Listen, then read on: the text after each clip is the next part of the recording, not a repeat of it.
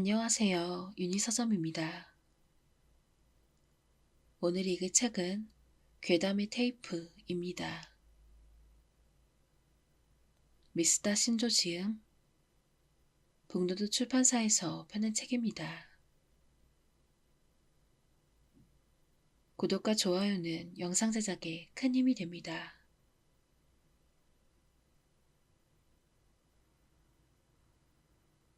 기욤의 노란 우비의 여자. 누군가의 죽음에 입회한다. 혹은 조우한다. 시체와 대면한다. 혹은 발견한다. 현대인이 그런 경험을 하는 것은 가족을 떠나보낼 때 정도밖에 없을지도 모른다.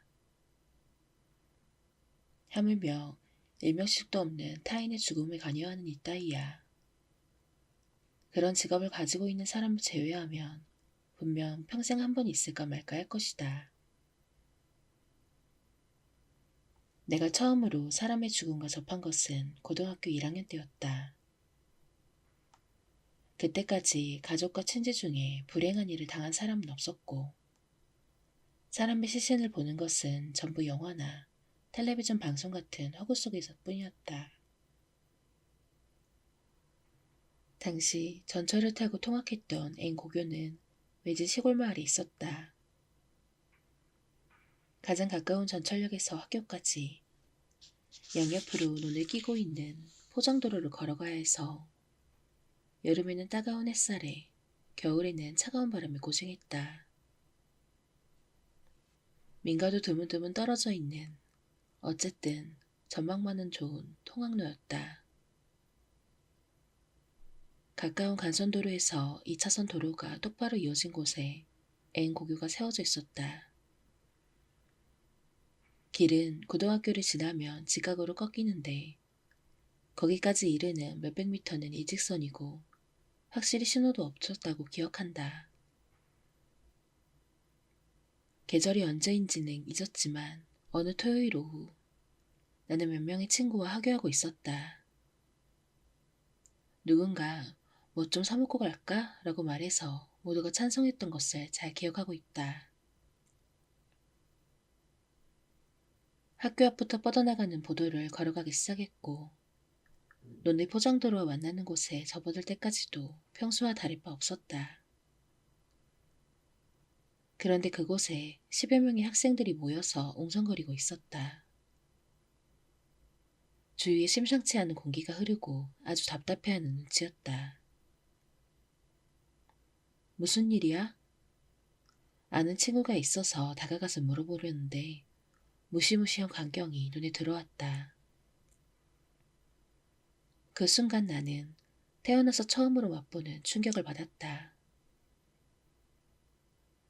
2차선 도로와 논의 포장도로가 직각으로 교차한 안쪽, 도로보다 2미터 정도 아래쪽에 펼쳐져 있는 논 가장자리에 블레이저 차림의 여학생이 엎어진 채로 뒹굴고 있었다.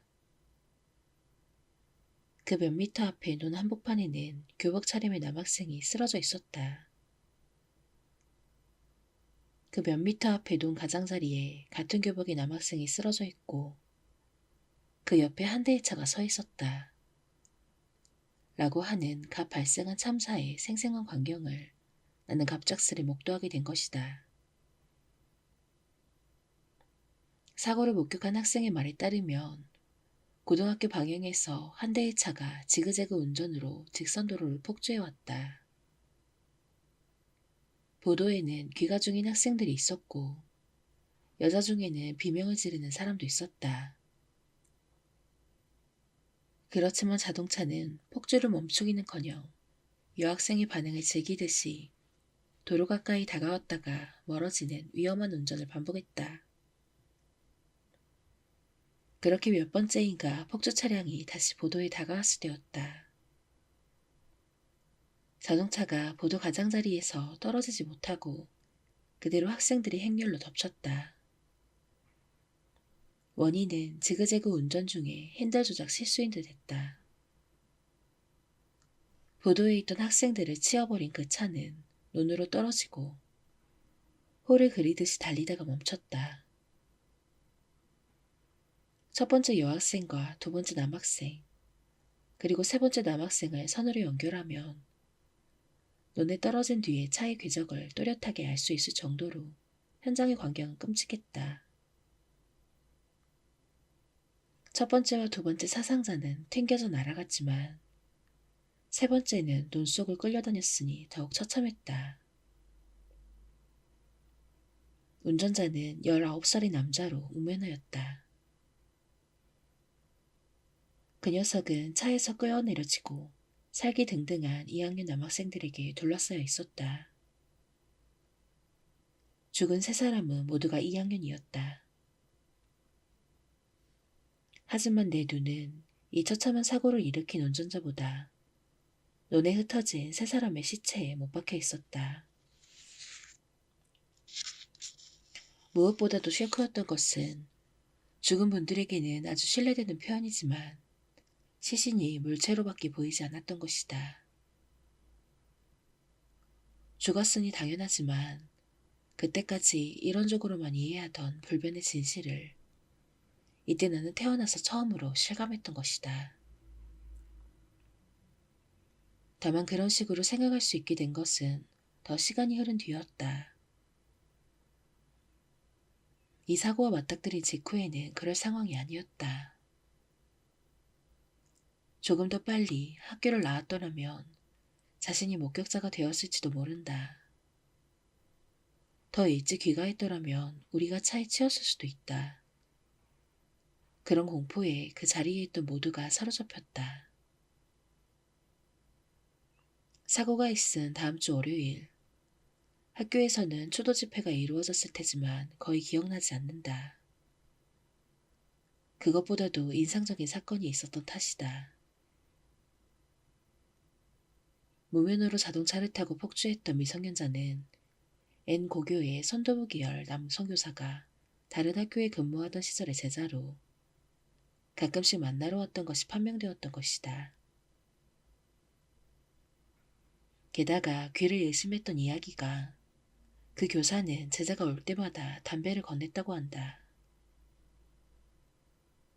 교사와 제자, 두 사람에게 그 이해의 관계가 있었는지는 알 수 없다. 하지만 지금까지 알려진 사실만으로도 충분히 문제였다. 일부 2학년 학생들이 방송실을 멋대로 사용해서 체육관에 모이기를 원한다고 전교 학생에게 말을 거는 소동이 벌어졌다. 거기서 그 교사를 규탄하자는 것이었다. 이 돌연한 집회는 중간부터는 학교 측도 인정하는 형식으로 열리게 되었다. 그렇게 하지 않으면 학교 측의 체면이 서지 않았기 때문일 것이다. 이 전개에 흥미를 가진 독자에게는 미안하지만 어떠한 집회가 열렸고 거기서 무슨 일이 일어났는지는 사실 거의 기억하지 못한다. 뭔가 극적인 일은 아무것도 없었기 때문일까? 세 사람의 목숨을 앗아간 그 미성년자에게 어떤 처벌이 내려졌는지도 기억하지 못한다. 하지만 문제의 그 남성 교사가 그 뒤로도 같은 학교에 계속 근무했던 것은 확실하다.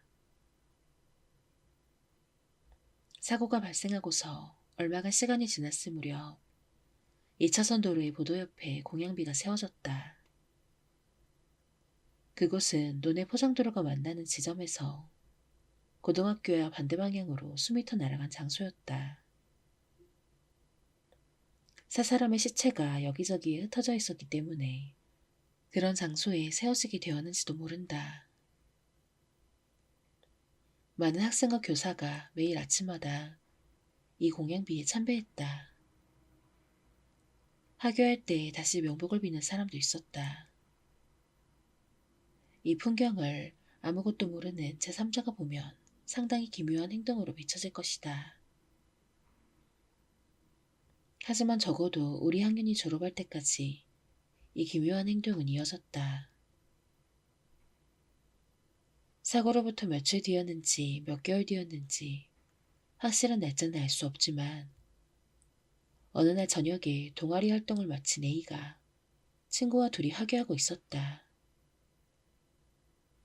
그들 앞에는 아는 남학생 2명이 있었고 그 앞에는 한 쌍의 커플이 걷고 있었다. A가 친구와 이야기를 하면서 2차선 도로에 보도를 걷고 있는데 앞에서 걸어가고 있는 2 남학생과 부딪힐 뻔했다. 야, 뭐 하는 거야? 그 자리에 멈춰선 2 학생에게 A가 미심쩍어하며 물었다. 있었던 거 맞지? 그중 한 학생이 그렇게 말하며 걸어가던 방향을 가리켰다. 아무 생각 없이 A가 눈길을 향하자 조금 전까지 앞에서 걸어가고 있었을 커플이 없다. 곧바로 주위를 둘러보았지만 어디에도 2 사람의 모습이 보이지 않는다.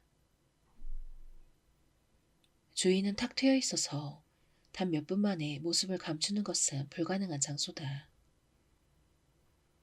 게다가 사라진 것은 1명이 아니라 2명이다. 4사람이 멈춰선 것은 논의 포장도로가 굽어지는 장소 바로 앞이었다. 그 사고에서 자동차가 보도를 덮친 지점과 아주 가까웠다고 한다. 다음 체험은 내가 2학년 때인가 3학년 때 들었다. 그러니까 사고로부터 1년 이상 지났을 것이다. 어느 날 밤 B는 오토바이를 타고 있었다. 특별히 목적지가 있던 것은 아니라 그냥 오토바이를 몰고 있었다. 그렇게 심야의 도로를 달리는 동안 신호나 차량이 방해받지 않고 마음껏 폭주하고 싶다는 충동을 느꼈다. 곧바로 떠오른 것이 N 고교 앞의 직선도로였다. 물론 과거의 비참한 사고를 잊은 것은 아니다. 하지만 학생들이 통학하는 시간을 제외하면 원래부터 인적이 드문 길인데다 지금은 심야다. 통행인은 전무할 것이 틀림없다. 간선도로를 달리던 B는 바로 문제의 직선도로로 향했다. 그리고 목적하던 길에 들어서자마자 단숨에 속도를 올리며 오토바이로 질주했다. 예상대로 한 대의 자동차도 1명의 통행인도 없었다. 달리는 것은 그의 오토바이뿐이었다. 그 상쾌한 느낌이라. 그때 갑자기 보도에서 사람의 형체가 튀어나왔다. 황급히 브레이크를 당기고 어떻게든 넘어지지 않고 오토바이를 세우고 나서 B는 당황하며 뒤를 돌아보았다. 아무도 없다. 가로등 불빛에 드러난 도로가 똑바로 뻗어있을 뿐이었다. 그럴 수가. 사람의 형체가 나왔다고 생각된 부분까지 돌아가 보니 그곳에 공양비가 있었다. 그때만큼 소름이 돋았던 적이 없었지. 직접 겪은 체험을 이야기할 때 언제나 B는 그렇게 이야기를 매듭지었다. 내가 고등학교 시절의 이 경험을 40대 중반 정도의 여성 검술가에게 이야기한 것은 지금으로부터 18년 정도 전이었다. 계절은 잊었지만 아침부터 비가 내릴 듯 하면서도 전혀 내리지 않는 우중충한 날씨였던 것은 또렷이 기억하고 있다. 이 무렵에 나는 모 일간지의 편집자였는데 잡지의 메인 특집으로 점성설 기획을 하고 있었다. 그래서 대학의 천문학자부터 거리의 점수사까지 다양한 직업과 입장에 있는 사람을 취재하는 중이었다. 이 취재에 내가 고려한 것은 상대가 점성술을 믿고 있는가 혹은 믿지 않는가 라는 점이다. 점성술은 언급한다고는 해도 전부 긍정하는 특집 기사를 쓸 생각은 없었다. 어디까지나 객관적인 시점에서 점성술, 별점이라는 것을 고찰하는 기획이었다. 그런데 막상 취재를 시작해보니 만나서 이야기를 듣는 상대는 점성술사 쪽이 많아졌다. 이쪽의 질문에 진심으로 대답해주는 사람을 좀처럼 만날 수 없었기 때문이다. 이름과 얼굴을 공개하지 않는다고 해도 그쪽 장사에 대해서 시시콜콜 캐물으니 당연한 일인지도 모른다. 그렇게 취재를 하는 동안 어느 점성술사나 절대 거절하겠다고 답한 고객의 질문 두 가지가 있었다. 하나는 도박의 승패에 대해서, 다른 하나는 고객 자신이 죽을 때에 대해서. 전자를 묻는 손님은 꽤 많지만 후자도 없는 것은 아니라고 한다. 하지만 어느 쪽이나 결코 응하지 않는다. 별로 취재에 의욕이 없는 점술가조차도 이 건에 대해서는 딱 잘라 거절하겠다라고 단언했을 정도다. 그러나 그런 점성수사들 중에서도 전자는 상대하지 않겠지만 후자는 손님에게 이유를 물어보고 납득할 만한 이유가 있다면 응해주겠다 라고 대답한 사람이 있었다. 그것이 앞서 말했던 여성 점술가로 동양 정성술을 전문으로 하는 사람이었다. 그러나 그녀를 설복시킬 만한 이유를 가진 고객은 그 일을 20년 가까이 해오는 동안 단 2명뿐이었다고 한다. 게다가 그중 한 사람은 그녀의 설득을 받고서 후자의 질문을 취소했다고 한다. 남은 한 사람에게는 본인이 죽을 때를 점쳐서 알려준 겁니까? 내가 질문하자 네 라고 그녀는 망설이지 않고 대답했다. 어떤 이유로 그 사람은 자신의 죽을 날을 알고 싶어 했습니까? 그건 알려줄 수 없어요. 고객의 사생활과 관련되기 때문인지 단호히 거절당했다.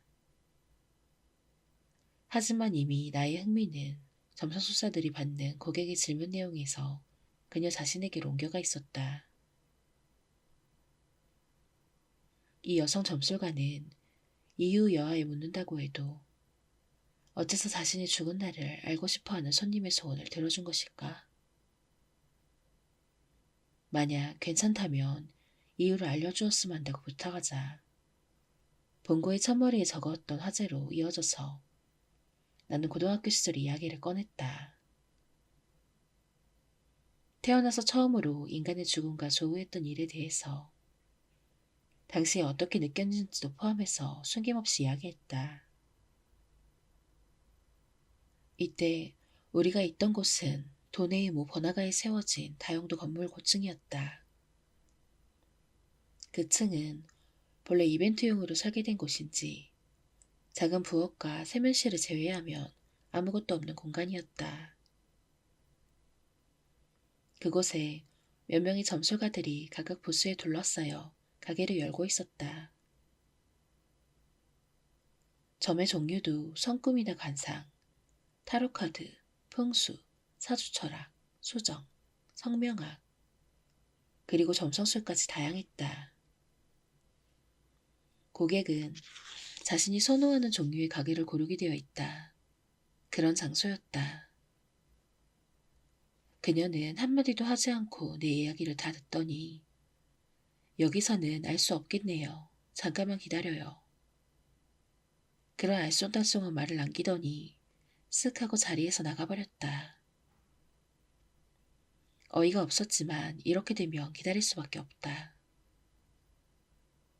혼자가 되자마자 다른 부스에서 소근소근 흘러나오는 점술가나 손님들의 목소리가 몹시 신경 쓰이기 시작했다. 이야기의 내용까지는 알아들을 수 없지만 그 이야기의 단편들이 듣고 싶지 않아도 귀에 들어온다. 마치 어중간하게 훔쳐듣고 있는 것 같아서 도무지 마음이 놓이지 않는다. 그건 그렇고 대체 점술가는 어디로 간 걸까? 여기서는 알 수 없다니 그게 무슨 의미일까? 다른 장소에 가면 그 뭔가를 알 수 있다는 걸까? 내가 고개를 가웃거리고 있는데 그녀가 돌아왔다. 세면실에 다려오는 것보다도 짧은 시간 동안만 자리를 비웠다. 이것으로 더더욱 수수께끼가 깊어졌는데 거기에 추가타를 가하듯이 그녀가 말했다. 아마도 괜찮겠죠? 그리고 아무런 설명도 하지 않은 채 그녀는 갑자기 자신이 대학생 시절에 겪은 오싹한 체험을 이야기하기 시작했다. 정확히는 본인이 아니라 그녀가 대학교 1학년 때 사귀던 남자친구의 체험이지만 그것을 아래에 재현하려고 한다.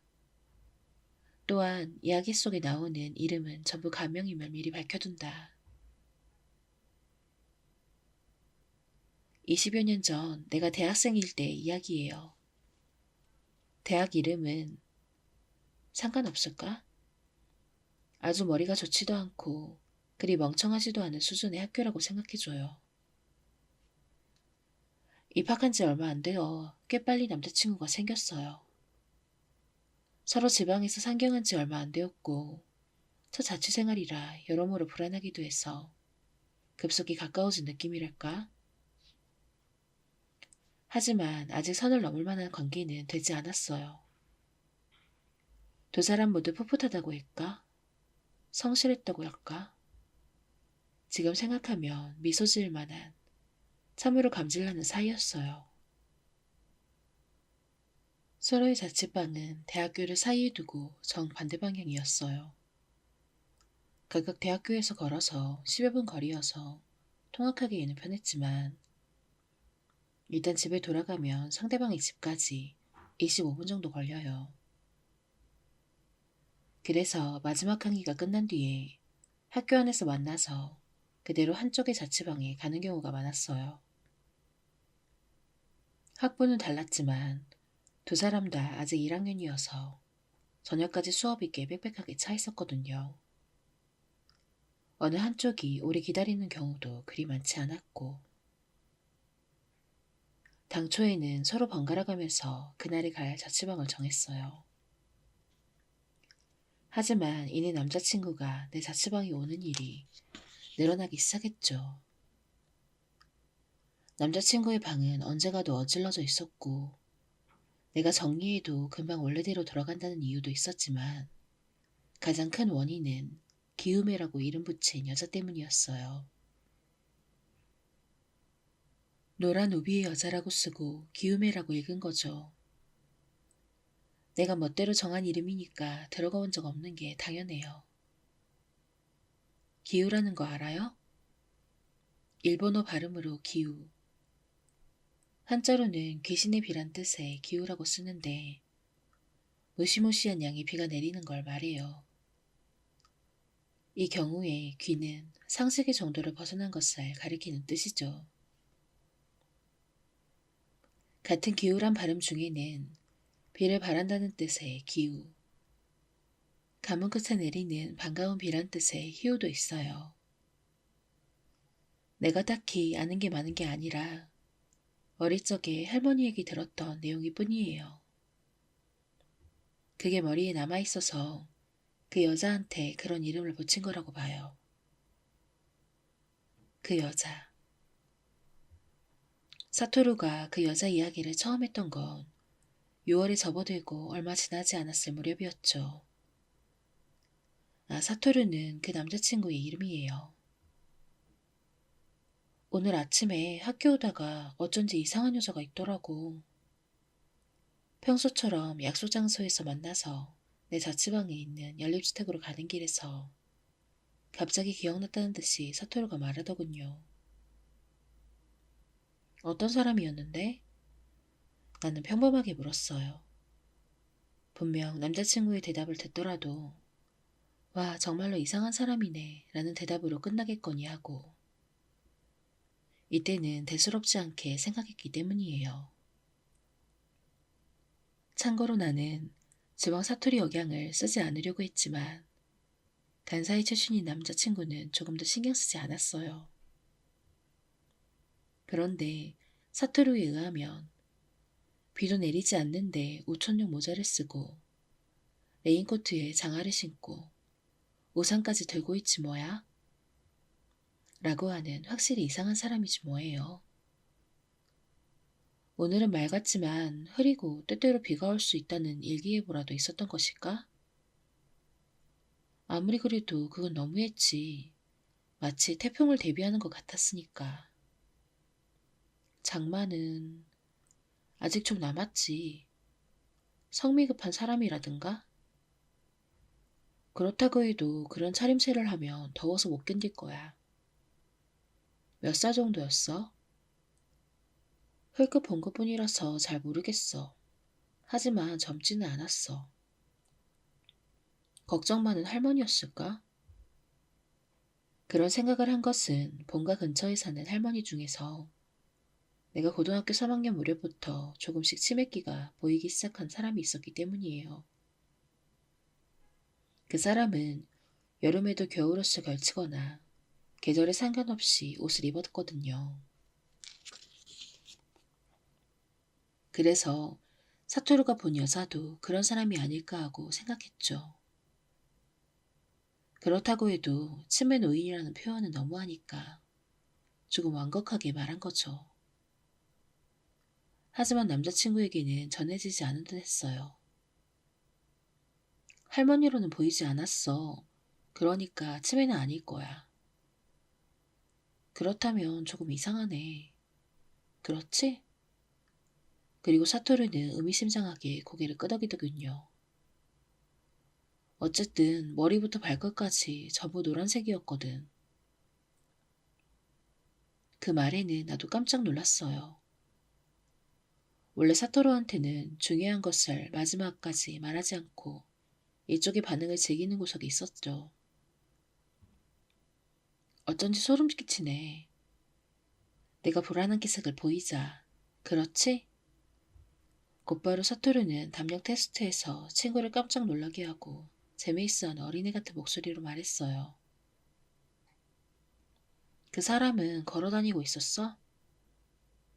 아니, 내 자취방하고 학교 중간쯤에 강변도로가 있잖아? 그 옆에 가만히 서 있었어. 강변 쪽에? 그러고 보니 가드레일이 틈새쯤에 있었지.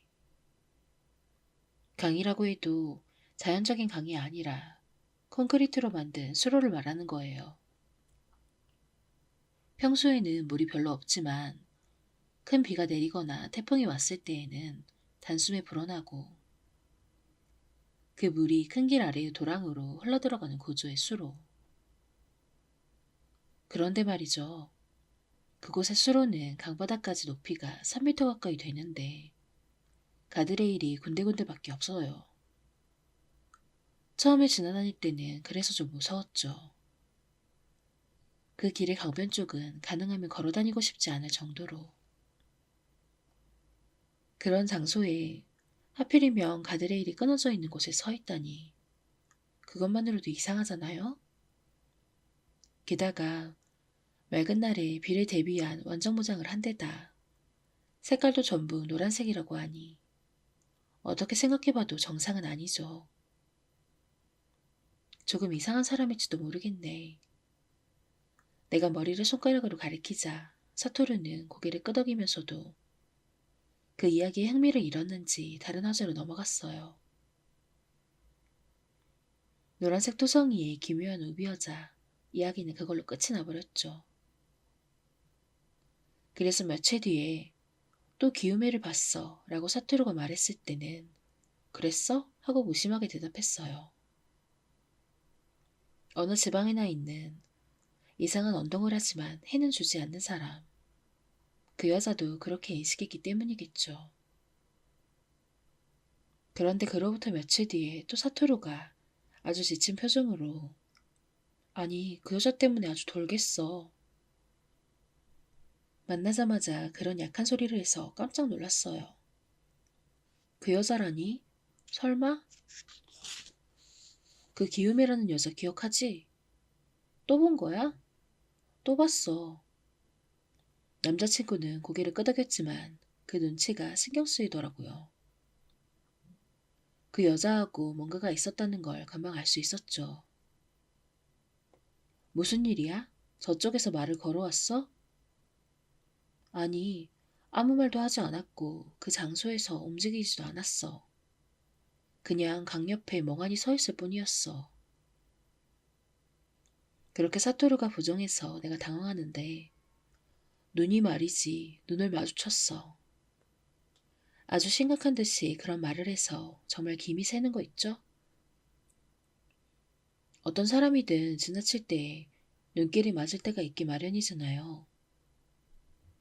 하물며 상대는 매일 아침 같은 장소에 멈춰 서 있을지도 모를 이상한 사람이니 자기 옆에 지나가는 사람을 빤히 바라봐도 이상하지 않지 않아요? 하지만 남자친구가 정말로 몹시 고민하는 것 같아서 나는 걱정이 되는 한편으로 호기심이 생겨버렸어요. 너를 쏘아봤어? 그렇게 물어보니까 서토르는 가만히 고개를 저었어요. 그 여자가 있다는 걸 깨닫고 힐끗힐끗 보면서 걸었더니 갑자기 이쪽을 바라보는 거야. 그러고는 내가 완전히 지나갈 때까지 시선을 떼지 않은 채로 완전한 무표정으로 계속 바라보고 있었어. 너도? 응, 눈을 돌리고 싶었지만 도저히 눈을 뗄 수가 없었어. 그러기는커녕 자칫하다간 그 자리에 멈춰서서 그 여자와 눈싸움을 하게 될 것 같아서 조용히 지나가는 수밖에 없었어. 사토루의 설명으로 상황은 이해됐지만 솔직히 그것뿐이야? 라는 생각에 기가 막히더군요. 확실히 그런 체험을 한다면 기분이 좋지는 않겠지만 그렇다고 그날 저녁까지 가슴에 담아둘 정도의 일일까 싶었어요. 그런 내 속마음이 아무래도 얼굴에 드러났는지 그 여자의 눈 말이지. 실제로 보지 않으면 몰라. 그렇게 사토류가 반쯤 토라진 눈치로 나머지 절반은 겁먹은 듯이 말했어요. 그걸 보니 또다시 걱정이 되더라고요. 결코 겁이 많은 편이 아니었던 사토류가 이렇게까지 신경 쓰다니. 정말 보통 일은 아니었구나 싶었어요. 새하얀 분을 바른 얼굴에 눈 두 개만 동그랗게 벌어져 있었어.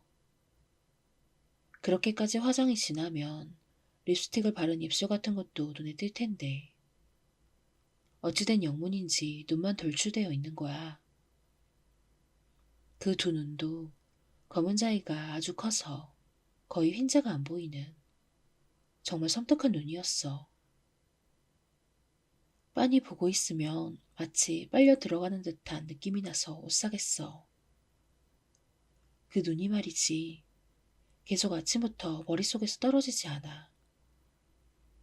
강의에 집중하려고 해도 눈앞에 그 검은 눈이 떠오르고 눈을 감아도 마찬가지야. 마치 요괴 같네. 나는 농담처럼 가볍게 대꾸했어요. 그리고 그 여자에게 기우메라는 이름을 붙였던 거예요. 정체불명의 존재가 무서운 건 그것에 이름이 없기 때문이란 이유도 있잖아요. 그래서 일부러 요괴 같은 호칭을 붙여서 최대한 사토루의 기분을 편안하게 해주려고 했어요. 요괴 기우메란 말이지? 사토루는 소리내어 말해보고 그리고 조금 부끄러운 듯 숨웃음을 짓더군요. 아마도 무서워하는 자신이 조금 오쑥강스럽게 느껴졌던 게 아닐까요? 요컨대 내 생각대로 된 거죠. 다음날 같이 점심을 먹었을 때 비요괴인 주제에 비가 내리지 않은 오늘 아침에도 기우메가 나왔어. 그런 식으로 사토루가 농담을 해서 이젠 괜찮은가 보다 하고 생각했죠. 눈길이 맞았어?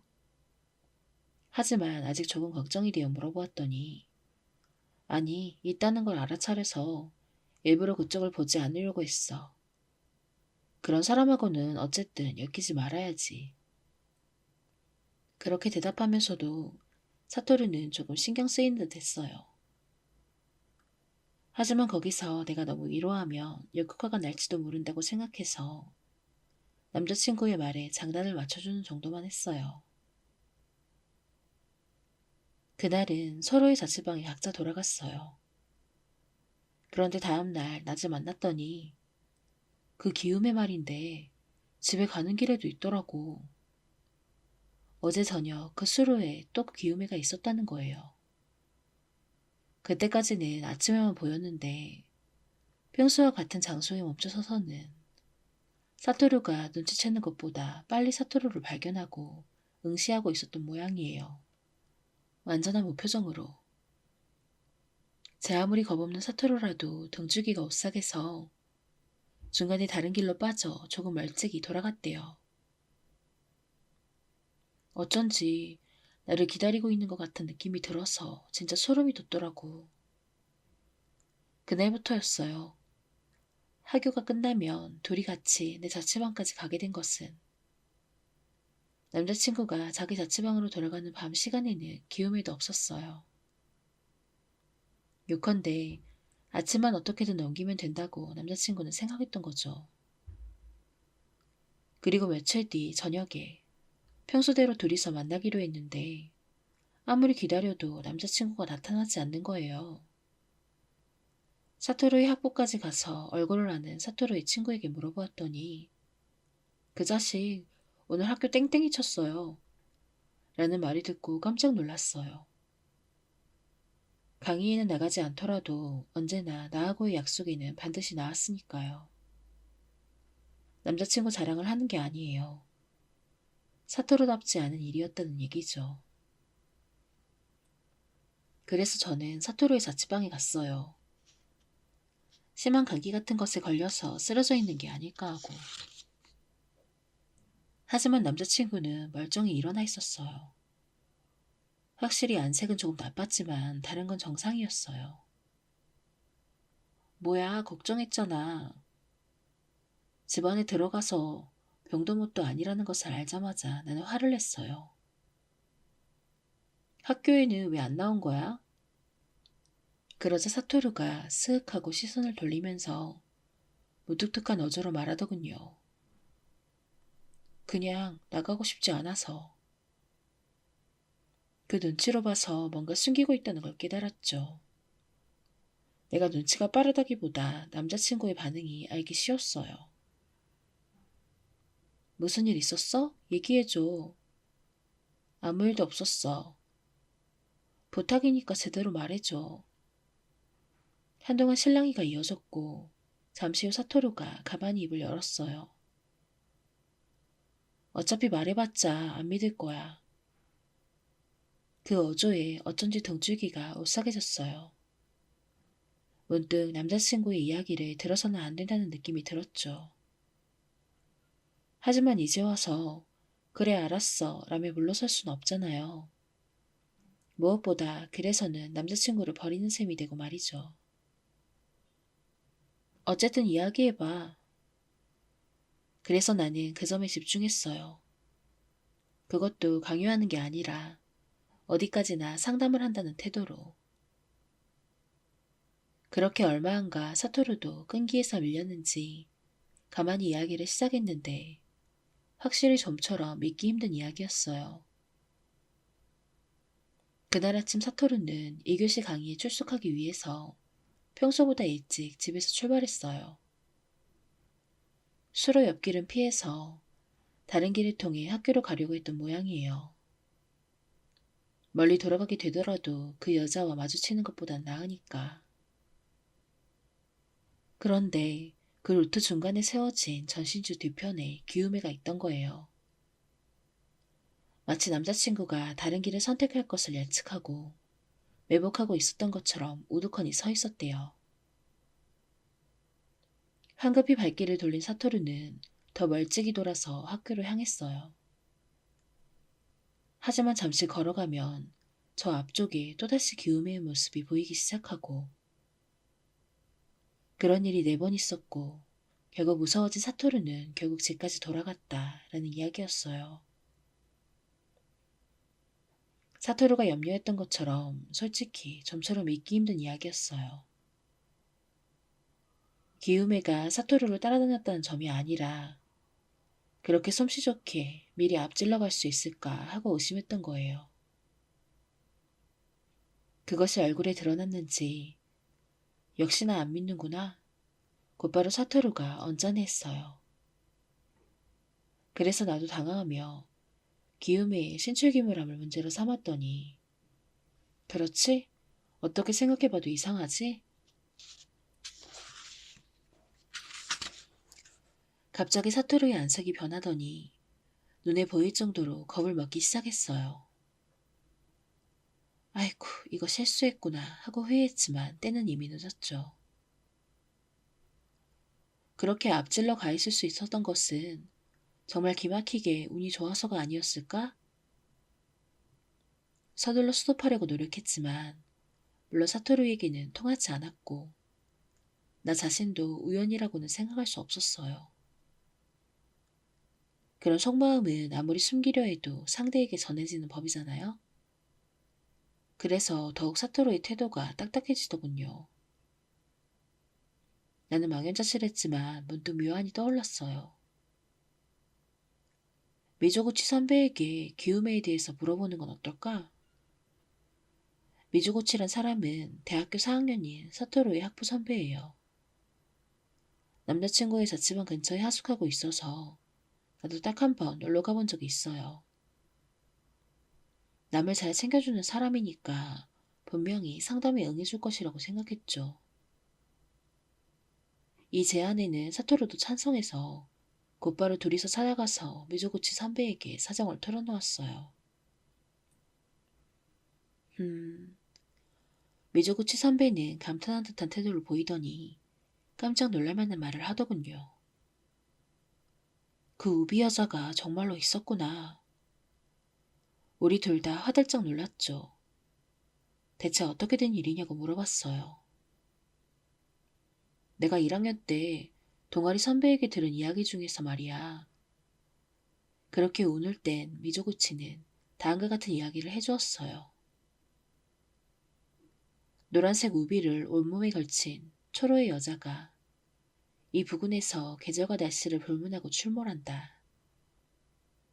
다만 가만히 서 있을 뿐이지 한마디도 하지 않고 통행인에게 나쁜 짓을 하는 일도 없다. 그러나 이따금씩 갑자기 누군가를 응시하는 경우가 있다. 그럴 때에는 반드시 눈을 마주쳐서는 안 된다. 모르는 체하고 그 자리를 바로 떠야 한다. 그렇지 않으면 큰일을 당한다. 그럴 수가.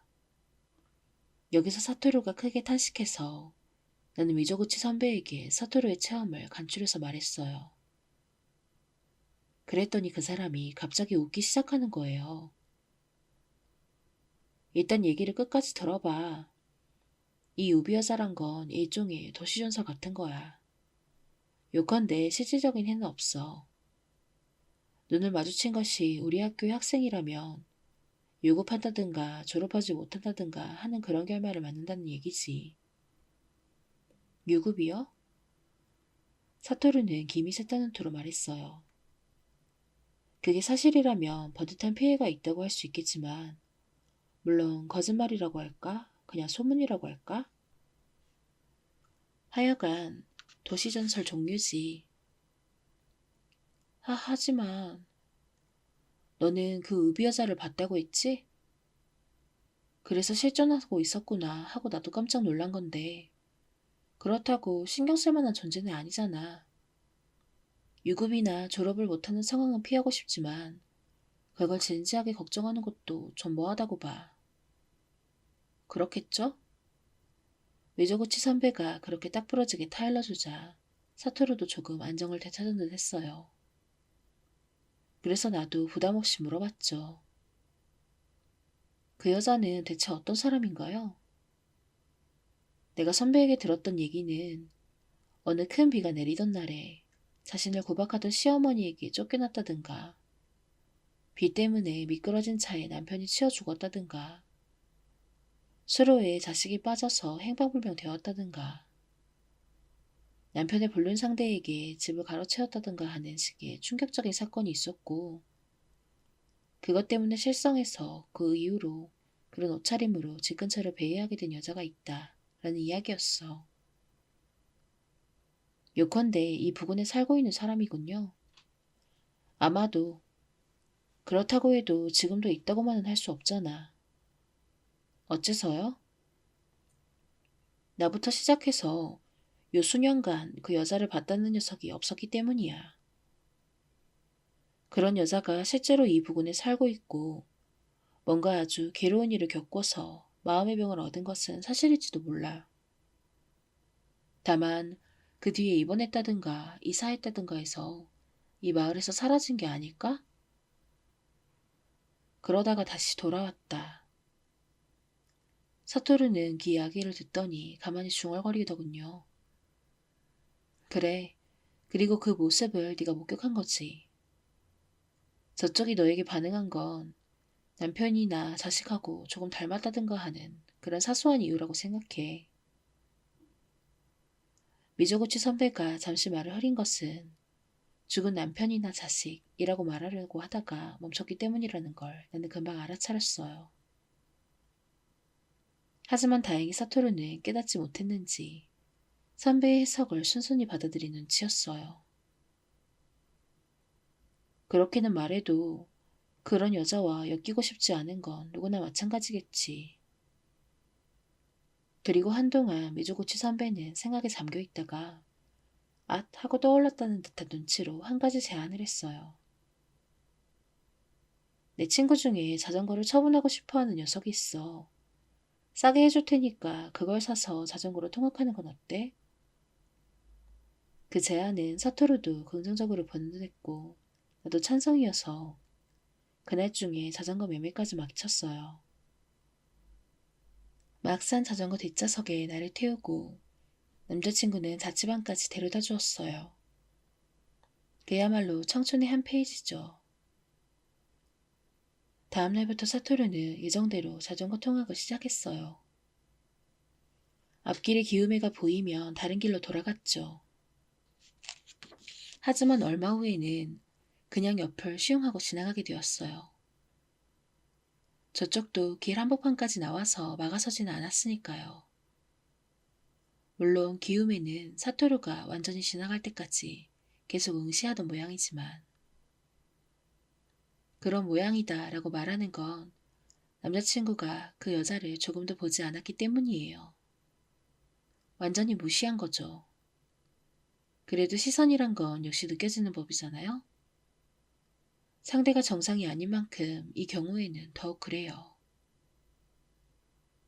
여전히 기움에는 나타났지만 서서히 사토루는 신경도 쓰지 않게 되었고 두 사람이 화제에 오르는 일도 줄어들었어요. 그러다가 여름방학이 되었어요. 여행을 하고 싶어서 사토루와 상의했는데 둘 다 돈이 없었어요. 게다가 나는 부모님이 집에 돌아오라고 성화였죠.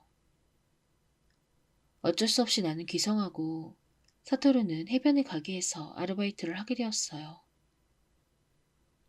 저도 본가 일을 거두면서 용돈을 벌어서 같이 돈을 모아서 가을쯤에 여행을 가자고 약속했죠.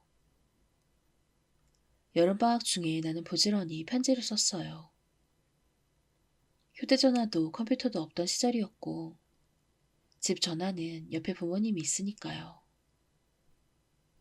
그렇다고 공중전화로 남자친구에게 장거리 전화를 걸면 동전들이 눈 깜짝할 사이에 사라지죠. 전화비를 너무 많이 쓰면 가을 여행을 갈 수 없게 되잖아요. 조금만 참자고 생각했죠. 사토루로부터 답장은 왔지만 언제나 내용은 짧았어요. 뭐 남자란 대개 그런 법이죠. 그런데 8월에 오봉윤우가 지났을 무렵에 대형 태풍이 일본의 열도에 상륙했고 우리 대학이 있는 지방도 적지 않은 수해를 당한 뒤 웬일로 남자친구 쪽에서 편지가 왔더라고요. 그것도 이상할 정도의 장문이. 참으로 믿기 힘든 사건이 적어있는 편지가. 하필이면 무시무시한 호우가 내렸던 그날. 사토루는 해변의 매점 아르바이트로 알게 된 친구네 집에 가기로 했대요. 친구의 부모님들이 고향에 제사를 지내러 가서 집에 없으니 아르바이트 친구들끼리 모여서 놀자는 이야기가 나왔던 모양이에요. 여름방학이 시작한 이래로 사토루는 해변 매점의 아르바이트 때문에 그 지역에 계속 숙박하고 있었어요. 그래서 통학로인 그 수렵원의 길을 지나는 건 정말로 오래간만이었죠. 기욤에 대해서도 잊은 건 아니었지만 아무리 그래도 이런 악천후 속에 있을 거란 생각은 들지 않잖아요. 그래서 아무런 경계도 하지 않고 사토루가 그 길을 지나려고 했는데 있었던 거예요. 그 여자는 익숙한 장소에, 요컨대 가드레일이 없는 곳 부근에 평소처럼 서 있었어요. 등 뒤에 있는 수로에서는 콱콱 하는 소리와 함께 어마어마한 양의 빗물이 흐르고 있어서 지면과 수면의 구별이 거의 되지 않는 상태였어요. 그럼 위원천만한 수로 옆에 평소처럼 노란색으로 뒤덮인 기욤애가 서 있는 거예요. 아무리 그래도 모르는 체 할 수는 없잖아요. 그렇다고 해서 다가가기는 무서우니까 사토루는 큰 소리로 외치면서 계속 손짓을 했대요. 그런 곳에 있으면 위험해. 이쪽으로 와요. 그랬더니 그때까지 무표정이던 여자가 갑자기 얼굴 가득히 웃음을 지으며 노란 우산을 펼치면서 사토루를 향해 내밀었어요. 그 순간 강렬한 돌풍이 불어와서 우산이 날아가고 여자의 다리가 휘청거렸어요. 여자는 곧바로 가드레일의 기둥을 붙잡았지만 곧 수로에서 흘러넘친 빗물에 떠밀려서 순식간에 도랑 쪽으로 떠내려가 버렸죠. 여자가 떠내려가는 찰나 사토루와 눈이 맞았어요. 그때 그 여자가 또렷하게 소리쳤대요. 사토루라고. 아니요, 그 여자가 남자친구의 이름을 알고 있던 게 아니에요. 그 여자의 죽은 남편이나 자식이 우연히도 같은 이름이었다든가 혹은 사토루가 잘못 들었다든가 하겠죠. 곧바로 남자친구의 자취방에 전화를 했어요. 너무 힘들어 보이면 예전보다 일찍 자취방으로 돌아갈 생각이었어요. 하지만 생각했던 것보다는 기운이 있어 보여서 조금은 안심이 되더군요. 아마도 편지에 전부 적어내면서 정신적으로 조금 안정을 찾았을지도 모르죠. 경찰에는? 아니, 하지 않았어. 경찰에 연락했느냐고 물었더니 짧지만 강한 의지가 느껴지는 대답을 하기에 나도 그 이상은 아무 말도 하지 않았어요. 나는 괜찮아. 그렇게 몇 번이나 사토루가 되풀이해서 일단 당장 돌아가려는 생각을 관뒀어요. 그때 사토루에게 되려갔더라면 그 이후의 전개도 크게 달라지지 않았을까. 가끔씩 이 나이가 되어서도 그때를 회상할 때가 있어요. 그래도 결국 나는 돌아갈 예정을 이틀 정도 앞당겼어요. 역시 사토루가 걱정되었고 무엇보다 만나고 싶었으니까요. 대학 근처역에 도착한 것이 저녁이었는데 톡톡 빗방울이 떨어지기 시작했지만 그대로 사토루의 자취방으로 향했어요. 선물을 들고서 깜짝 놀랄 남자친구의 얼굴을 상상하면서 하지만 아무리 방문을 놓고 해도 남자친구의 이름을 불러도 전혀 반응이 없더군요. 외출했나 하고 문에 손을 대보니 열려있지 뭐예요? 부주의하게 문단속을 잊었던 거죠. 정말 어이가 없었지만 마침 잘 됐다고 기뻐하며 나는 방에 들어갔어요. 여전히 어질러 있어서 사토루가 돌아올 때까지 방 정리를 하자고 생각했는데 책상 위에 몇 장의 편지지가 눈에 띄었어요. 아무래도 편지를 쓰던 도중에 외출한 모양이었어요. 아무리 사귀는 사이라도 멋대로 편지를 읽어보는 것은 좋지 않죠. 하지만 신경 쓰이잖아요. 그래서 멀찍이서 슬쩍 봤는데 내 앞으로 쓴 편지라는 걸 알았어요. 그렇다면 괜찮겠다 싶어서 읽어봤는데 얼굴에서 핏기가 가삭해지는 느낌이었어요. 거의 빈혈을 일으킬 것 같아서 한동안 몸을 꼼짝도 못하겠더라고요. 편지에 의하면 사토루가 아르바이트를 했던 해변 매점은 태풍이 지나간 뒤에도 그 부근에서는 가장 오랫동안 가게를 열었대요. 그래서 드디어 가게를 닫게 되는 날, 정리를 마친 사토루는 아르바이트 친구들과 해변을 돌아다니고 있었어요. 가게 주인에게 군것질거리하고 음료수를 받았으니 어딘가에 앉아서 먹을 만한 곳을 찾아보자며.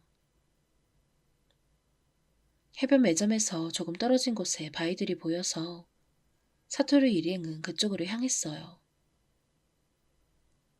바위 위에 지네치까 그 너머에 가면 적당한 장소가 있을 거라고 생각했던 거죠. 나이가 가장 어렸던 사토루가 먼저 가서 바위에 기어올라 바위 너머로 내려가 봤는데 그곳에서 말도 안 되는 것을 보고 말았던 거예요. 쓰러져 있는 시체. 커다란 바위 위에 가려져 있었지만 그곳에는 수로 터널의 출구가 있었어요. 아무래도 시체는 그 태풍이 치던 날에 어딘가에서 떠내려왔고 그 터널을 통해 배출되기는 했지만 바위에 걸려서 바닥까지는 흘러가진 않았던 모양이었어요. 어딘가에서? 그 장소를 사토루는 순식간에 알 수 있었어요. 왜냐하면 눈앞의 시체가 그 기욤에였기 때문에. 해변에 생물에게라도 먹혔는지 뻥하고 뚫려있는 두 눈구멍이 빤히 사토루를 응시하고 있었다고 해요. 사토루는 황급히 되돌아가서 이쪽은 안 되겠다고 거짓말을 했어요. 경찰에도 연락을 하지 않았어요. 언젠가 누군가 발견할 테고 그 특징적인 우비 때문에 분명 신원도 금방 판명될 것이 틀림없다고 생각했대요. 스스로도 너무나 매정한 대응이었다고 생각한 모양이지만 어쨌든 기욤애하고 관계되는 것이 어지간히도 싫었던 거겠죠. 아르바이트의 쫑파티도 일찍 끝내고 남자친구는 자취방으로 돌아왔어요. 다음 날은 비가 내렸대요. 사토루가 역에서 나와서 그 수로번의 길에 접어들자 온몸을 노란색으로 뒤덮은 누군가가 그 장소에 서 있었어요. 물론 기욤애일 리가 없어요. 비슷한 차림을 한 다른 사람이 틀림없어요. 그렇게 생각하긴 했지만 사토루는 무서워져서 다른 길로 서둘러 도망쳤어요. 그렇게 돌아가던 중에 쭈뼛쭈뼛하며 수려번의 길을 엿보았더니 아무도 없었어요. 안도하며 사토루가 자취방으로 향하고 있는데 길 저 멀리서 보이는 좁은 골목 모퉁이에 서 있는 노란 사람의 형체가 눈에 들어왔어요. 사토루는 그 자리에서 뛰어서 도망쳤고 상당히 멀리 길을 돌아 자취방에 와서 그 편지를 쓰기 시작한 모양이었어요. 다음날도 비가 내렸어요. 외출하는 것은 두렵긴 했지만 이대로 확인하지 않고서는 무서워서 견딜 수가 없잖아요. 그래서 사토루는 문제의 그 골목과 수려번의 길을 보러 가기로 했어요. 그랬더니 자취방에서 3, 4분 정도 되는 거리에 있는 새빨간 우표면 뒤에서 노란 양체가 서 있었어요. 알겠어요? 수레변의 길, 골목, 우체통. 그것이 조금씩 사토루의 자취방에 가까이 다가오고 있는 것을. 그 다음 날도 비가 내렸어요. 사토루는 하루 종일 밖에 나가지 않았어요. 계속 집 안에 있었어요. 다만 빈번하게 창문으로 바깥을 바라보았죠.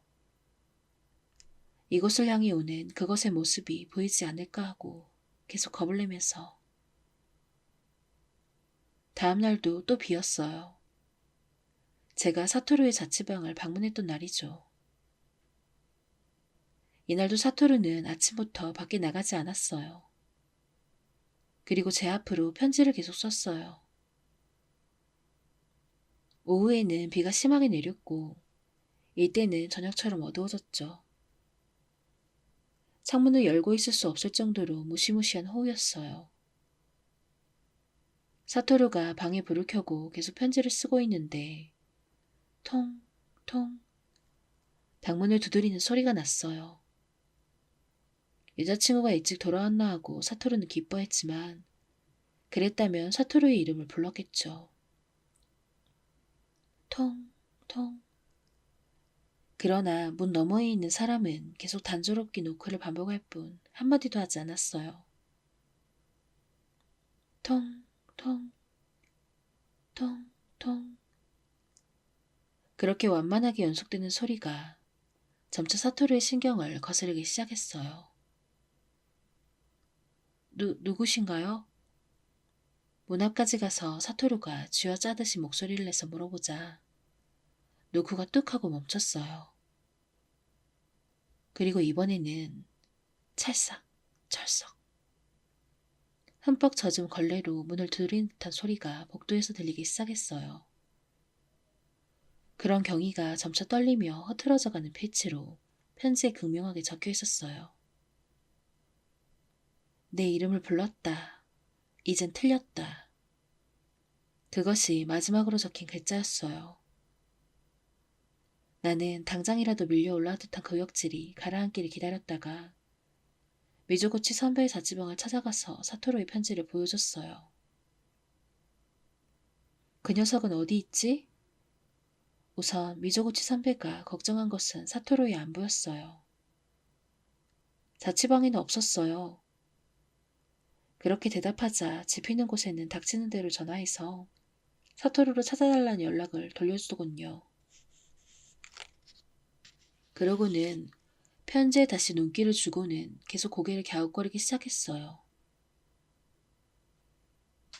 그 여자에 관한 일들도 이상하지만 여기에 적혀있는 날씨도 이상하단 말이지. 거기서 저는 앗 하고 생각했어요. 그날 저녁에 역에 도착했을 때에 갑자기 빗방울이 툭툭 떨어지기 시작했지만 그때까지 비가 내렸던 기미 같은 건 조금도 없었어요. 그런데도 사토루는 오후부터 무시무시한 비가 내렸다고 편지에 적고 있었죠. 이상하잖아요. 게다가 미조구치 선배의 말에 의하면 어제까지 사흘간 이 지역에는 비가 내리지 않았어요. 그런데도 사토루는 매일 비가 내렸다고 적고 있어요. 이상하죠? 결국 그대로 사토루는 행방불명이 되고 말았어요. 시골에서 부모님이 찾아오셔서 나도 만나보았지만 아무런 도움도 되지 않았고 아니요. 편지에 대해서는 미조구치 선배와 의논해보고 사토루의 부모님께는 보여드리지 않았어요. 그게 잘한 짓인지 아닌지 나는 계속 고민하게 되었지만요. 하지만 그 편지를 보여주었다면 분명히 부모님은 아니 이 이야기는 됐어요. 네? 아, 그 부분을 눈치챘군요. 맞아요. 기우메를 봤다고 말한 사람은 결국 사토루 혼자였어요. 사토루의 행방을 알 수 없게 된 뒤로 저는 대학 친구들에게도 협력을 얻어서 가능한 한 많은 학생들에게 물어보았어요. 노란색 우비를 감춰 입은 여자를 본 적이 있는가라고요. 그 결과는 제로였어요. 다만 미조구치 선배에게 들었던 도시전설 같은 소문을 아는 사람은 몇 사람인가 있었어요. 하지만 당연히 아무도 진지하게 생각하지 않았죠. 다음에 나는 기욤애가 어디에 누구였는가를 알아내려고 했어요. 태풍이 치던 날에 동네 안의 수로에 떨어졌고 도랑 속으로 떠내려가서 며칠 뒤에 해변의 수로터널 출구 부근에서 시신이 발견된 여자가 있다면 분명 알 수 있을 거예요. 그런데 그런 사람은 없었어요. 신문사에도 경찰에도 물어보았지만 이쪽도 해당자가 없었어요. 이쯤부터 나는 어쩐지 무서워지기 시작했어요. 학교에도 자주 빠진다며 친구들도 걱정하기 시작해서 이제는 그만두자는 생각이 들었죠. 그런 상황에서 미조구치 선배로부터 엄청난 사실을 들었어요. 미조구치 선배도 하숙집의 집주인을 통해서 마을 안의 사람들에게 기우메에 대해 알아보았던 모양이에요. 그 결과 그런 옷차림을 했던 여자가 확실히 있었다고 말하는 사람이 나타났어요. 다만 그 여자는 30여 년 전에 태풍이 왔던 날에 큰 비가 내렸던 가운데 노란 우비를 걸친 채로 집 밖으로 뛰쳐나갔고 그대로 행방불명이 되었을 거라고 하는 거예요. 아니요. 그 여자가 자식이나 남편을 잃었는가? 왜 노란색 우위를 갖추고 있었는가? 평소부터 수로 옆길에 서 있었는가 하는 사실은 아무것도 알 수 없었어요. 태풍이 치던 어느 날 행방불명 되었다. 확실한 사실은 그것뿐이었어요. 저는 한순간 그때 그 여자는 실수로 수로에 떨어져서 죽긴 했지만 뭔가에 걸린 채로 있다가 30여 년 만에 터널 밖으로 흘러나왔고 그 시체를 사토루가 발견했다라는 상황을 생각했어요. 하지만 그렇다면 시신은 백골 상태이거나 혹은 미라처럼 되어 있을 테니 분명 사토루도 알아차렸을 거라고 봐요. 게다가 가령 시승일 문제가 해결되었다고 해도 그 뒤에 사토루가 몇 번이나 봤던 기우메에 대한 설명이 전혀 되지 않잖아요. 그렇죠. 요컨대 전부 수수께끼인 상태. 다만 이것으로 끝이 아니에요. 이 이야기를 비 오는 날에 누군가에게 이야기하면 아니요, 기우메를 본다는 게 아니에요. 그럴 걱정은 없으니 안심해요. 하지만 말이죠. 비 오는 날 이 이야기를 들은 사람은 그야말로 지금 숨이 끊어지려 하거나 혹은 막 숨을 거둔 시신과 만나게 돼요. 네, 이 이야기를 들은 뒤에 하지만 그건 꼭 인간이라고만은 할 수 없는 모양이에요. 동물이거나 벌레의 경우도 있겠죠. 아주 흐리긴 한데 비는 내리고 있지 않았어요. 그래서 이야기할 생각이 들었던 거예요. 지금요? 글쎄요. 어떨까요? 만약 이 이야기를 하는 사이에 내리기 시작했다면?